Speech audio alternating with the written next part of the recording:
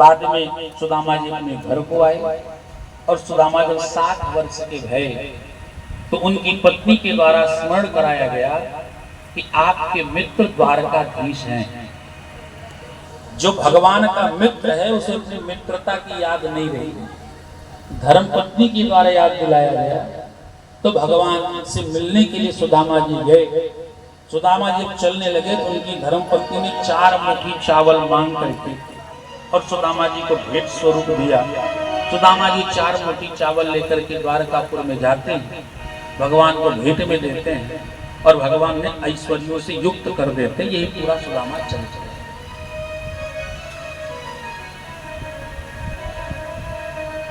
प्राय करके लोग सुदामा चरित्र की कथा सुनाते हैं। सुदामा जी को अत्यंत दीनहीन, नितांत, विपन्न, गरीब, दरिद्र।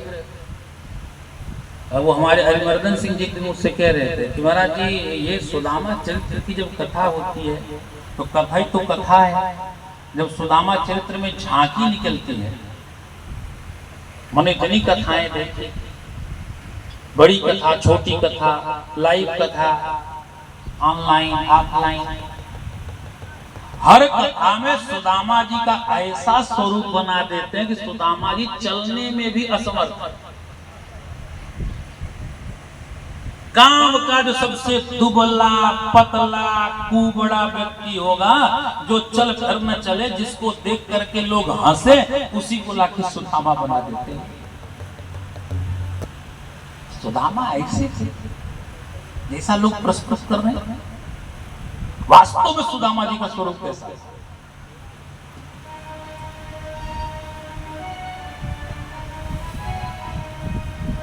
सुदामा गरीब हो सकते हैं, सुदामा दरिद्र नहीं हो सकते। सुदामा जी दुर्बल हो सकते हैं लेकिन अक्षम और असमर्थ नहीं हो सकते।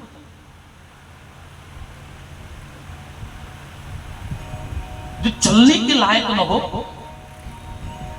वो एक हफ्ते तक बिना अन्न के कैसे रह लेता है? जिसमें चलने की शक्ति न रह गई हो, जो चल नहीं सकता है, जो चलते समय जिसके पग डगमगा रहे हैं, ऐसा व्यक्ति एक हफ्ते तक बिना अन्न के कैसे रह लेता है?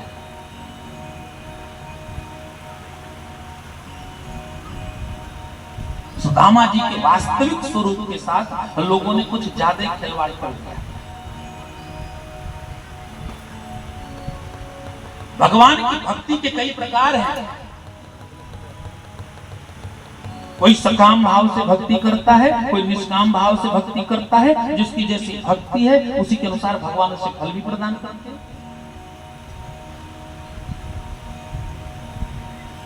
जो भगवान की भक्ति करते हैं, भगवान से वरदान मांगते हैं, भगवान को वरदान देते हैं। जो निष्काम भाव के भक्त हैं, भगवान देने में संकोच करते, कितना दे दें। अब कुछ लोगों को तो भगवान पे विश्वास नहीं होता है कि भगवान है भी या नहीं। कुछ लोग कहते हैं ये मूर्तियां जो पाषाण की सब पाखंड है, इनमें कुछ है नहीं। ये पाषाण की मूर्ति को पूजने से क्या होता है? मैं कलयुग की एक घटना बताता हूँ। राजस्थान में एक कर्माबाई हुई। कर्माबाई अपने पिताजी के साथ रहा करती थी मंदिर पे। पिताजी के प्रति भोग बनवाते और भोग लगाते। फिर भोग को कर्माबाई उनके पिताजी प्रसाद पाते थे। एक बार की बात है, पिताजी चले गए गांव। जब गांव गए तो जाते जाते कर्माबाई को कह के गए कि बिटिया हम तो गांव जा रहे हैं, पर ध्यान रखना कि कभी भी ऐसा न हो कि ठाकुर जी का भोग न लगे। तो नित्य प्रति भोग बनाना, और कुछ न बना सके तो खिचड़ी बनाना, खिचड़ी में घी डाल देना और घी ढेर करके ठाकुर जी को भोग लगा देना। जब पिताजी गांव चले गए तो कर्माबाई खिचड़ी बनाती हैं और खिचड़ी बना करके घी ऊपर से डाल दी। घी डाल करके ले जाके ठाकुर जी के सामने भोग लगाए गए, पर ठाकुर जी खिचड़ी खाए, क्योंकि कर्माबाई को पता ही नहीं था भगवान खाते नहीं। पर कर्माबाई यही जानती थी कि भगवान को भोग लगता है तो भगवान खाते होंगे, इसलिए कर्माबाई जिद करके बैठ गई। थाली भर